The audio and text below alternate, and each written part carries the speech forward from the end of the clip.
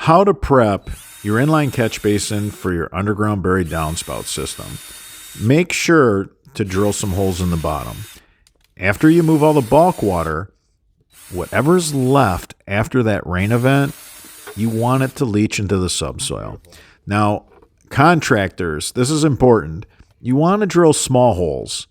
If you drill too big of holes, you're going to build some bad habits. When you end up on a property that has good permeable soil and you have too big of holes, you're going to lose too much water at the catch basin during those really hard rain events. And not all the water is going to make it to the pop-up.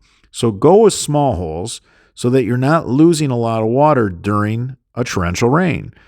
And then after the rain, those small holes will slowly leach what's left in that inline catch basin.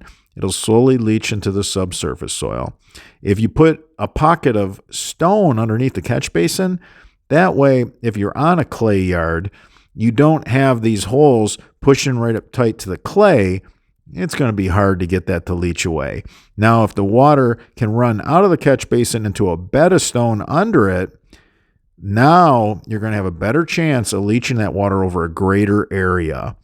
Now, our inline catch basin goes together without any tools. Our 4-inch coupler in our inline catch basin is molded with the holes already made. By design, we wanted to make this as hassle-free as possible. We want you to be able to put it together with no tools. Super strong, super easy. There's guide holes for your drill bit. We thought of everything, guys. It's 100% HDPE virgin material.